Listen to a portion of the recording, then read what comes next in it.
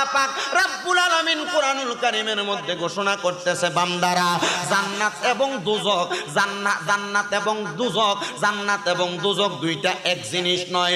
ওগো আল্লাহ, জান্নাত এবং দুজক দুইটা এক জিনিস নয়, জান্নাত এবং আগুন দুইটা এক জিনিস নয়। আপনি কেন এই আয়াতে কারিমা দ্বারা বান্দাকে বোঝানোর চেষ্টা করলেন?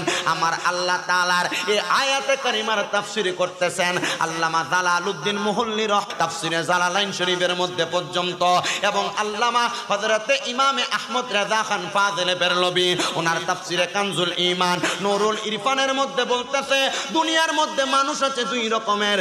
এক রকম মানুষ হইল দোজখী, আর এক রকম মানুষ হইল বেহেশতি। ওগো আল্লাহ, দোজখী কারা আর বেহেশতি কারা আপনার কাছে জানতে চাই। এবার এই আয়াতে কারিমার উপরে ব্যাখ্যা করে আল্লামা আব্দুল্লাহ ইবনে হযরতে মুফাসসির মুহাক্কিক আলেমে দ্বীন হযরতে আব্দুল্লাহ ইবনে আব্বাস রাদিয়াল্লাহু তাআলা আনহু, জিনার একটা উপাধি হইল রইসুল মুফাসসিরিন, জিনার মাজারটা এখনো পর্যন্ত তায়েফের ময়দানে অবস্থিত। আমি যখন মক্কা থেকে তায়েফ নগরীতে গেলাম, যাওয়ার পরে দেখলাম আব্দুল্লাহ ইবনে আব্বাসের নামে সুন্দর একটা গেট দেওয়া, ওনার পাশে ওই জায়গায় ওনার মাকবারা, পাশে একটা সুন্দর মাদ্রাসা, আবার বড় একটা মসজিদ রাখা। ওই জায়গায় দেখলাম বড় বড় কিতাবগুলো সাজানো। আমি তাকে দেখলাম উলামায়ে কেরাম ওই মসজিদের মধ্যে এলমে দ্বীন অর্জন করতেছে। এবার আমি চিন্তা করলাম উনি কেমন মুহাক্কিক ছিলেন, যিনাকে রইসুল মুফাসসিরিন বলা হয়।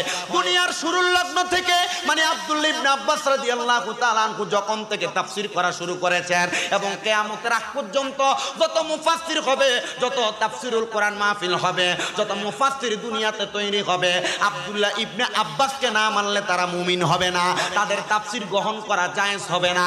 এবার আসেন বাবারা, ওই আব্দুল্লাহ ইবনে আব্বাস রাদিয়াল্লাহু তাআলা আনহু বলেন, আমি আমার নবীজির দরবারে উপস্থিত ছিলাম। আমি তায়েফ নগরী থেকে যখন আমি বীরে জুবায়দা, মানে আরাফার ময়দানে জাবালে রহমতের নিচে অবস্থান করতেছি, এমন টাইমে আমি দেখলাম আল্লাহর হাবিব মুহাম্মদুর রাসূলুল্লাহ সাল্লাল্লাহু আলাইহি ওয়াসাল্লাম নবীজি জাবালে রহমতের দরজাটার সামনে, মানে জাবালে রহমতে ওঠার সিঁড়ির লগ্নে আমার দয়াল নবীজি ওই জায়গায় দাঁড়ায়া দাঁড়ায়া বয়ান করতেছে।